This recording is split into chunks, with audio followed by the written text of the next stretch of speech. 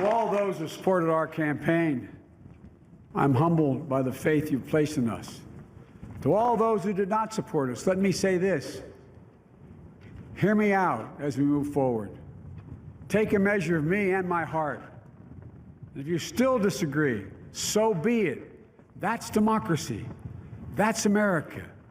The right to dissent peaceably within the guardrails of our republic is perhaps this nation's greatest strength. Yet hear me clearly. Disagreement must not lead to disunion. And I pledge this to you. I will be a president for all Americans. All Americans.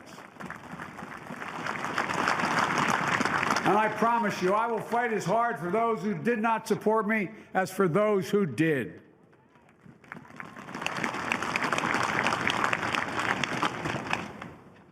Many centuries ago, St. Augustine, a saint of my church, wrote that a people was a multitude defined by the common objects of their love. Defined by the common objects of their love. What are the common objects we as Americans love that define us as Americans? I think we know. Opportunity, security, liberty, dignity, respect, honor, and yes, the truth. Recent weeks and months have taught us a painful lesson. There is truth and there are lies. Lies told for power and for profit.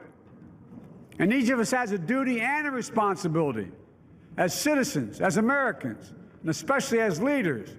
Leaders who have pledged to honor our Constitution and protect our nation, to defend the truth and defeat the lies.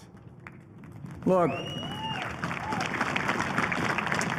I understand that many of my fellow Americans view the future with fear and trepidation.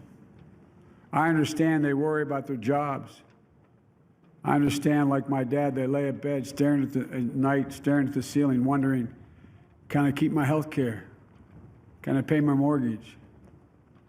Thinking about their families, about what comes next. I promise you, I get it. But the answer is not to turn inward, to retreat into competing factions, distrusting those who don't look like you, or worship the way you do, or don't get their news from the same sources you do. We must end this uncivil war that pits red against blue, rural versus urban, conservative versus liberal. We can do this if we open our souls instead of hardening our hearts, if we show a little tolerance and humility, and if we're willing to stand in the other person's shoes, as my mom would say, just for a moment, stand in their shoes.